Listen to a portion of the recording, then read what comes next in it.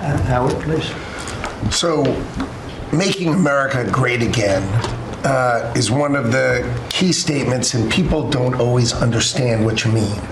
So, we always talk about 1870 to 1913, but in the mid-1980s, America owned more of the rest of the world than they owned of us. We owned $140 billion of the rest of the world, net of what they owned of us. And when you came into office this time, the rest of the world owned $24 trillion more of our assets than we owned of theirs. And so when people argue with you about, the trade deficit is nothing, the trade deficit sends 1.2 trillion of our dollars to them. And what do they do with it? They buy the great America. Because when we learned in college, what we learned was that if you keep printing these dollars, they're supposed to devalue. But the problem is we're too smart. We invented the light bulb, the transistor, the GPU, so they keep buying us. And the only president ever to understand that, and you understood it in the 80s and the 90s, and I used to see you on TV and you'd say, God, what are these people doing? And finally we've changed it. So let's go over what we changed. So Japan and Korea, they're never gonna open their markets to us. So we've negotiated $900 billion that they're giving you to invest in national and economic security in America. The European Union, the second largest economy, $20 trillion. And all the experts said you'd never get a deal done with them. And watching you in Scotland was my favorite thing, right? 15%, they'll pay us 15%. And we will pay zero. So we can export to their $20 trillion economy, and they can pay to come to the great American consumer, right? So, a couple of other things. 4 days before you took office, the Commerce Department, which had the CHIPS money, they set up this thing called NatCast, which was a make-believe not-for-profit. And they signed contracts to wire them $7.4 billion. This was just nonsense.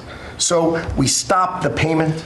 We've got the money. It's an illegal thing to try to set up a department that's not the Department of Commerce, that kind of acts like the Department of Commerce.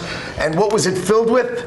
All these people who work for the Biden administration. I mean, it's exact corruption that you talk about. $7.4 billion now clawed back. Last week was the most fun. In 1 week, Intel came in, right? The Biden administration had given $11 billion to Intel, given it to them, done. Corporate just gift. And you turn that into really, it was like less than 5 minutes of conversation, and Intel agreed to give us 10% of their company, which of course was worth $11 billion. So it's not socialism. This is capitalism. If you give someone $11 billion who's just building in America, they're not doing something special, they're building in America. And their CEO told the president he didn't need the grant. And you said, well, then why don't we get something for it?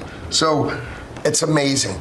You're going to watch semiconductors come home, right? We don't produce semiconductors.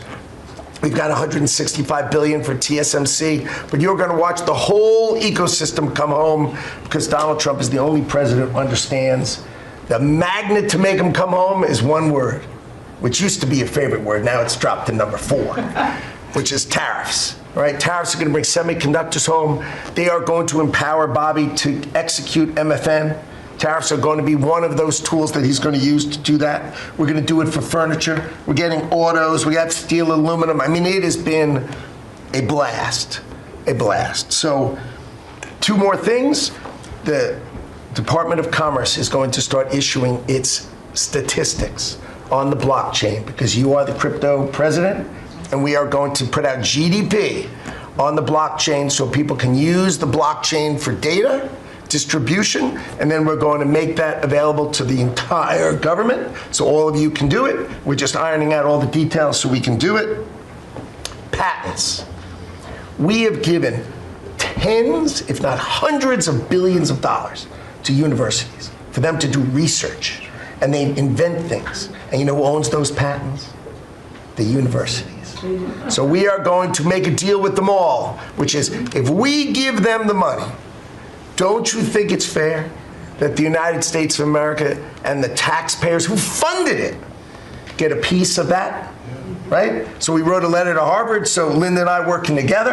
I mean, it's so much fun to work with everybody here. I mean, we just have a blast, you know, because Linda's hitting Harvard and she says, what can we do? And now we send them a patent letter and we'll hit them again. So we're having fun together. This is the greatest cabinet working for the greatest president, and I just want to say thank you. I'm having the time of my life working for you, Mr. President. Thank you.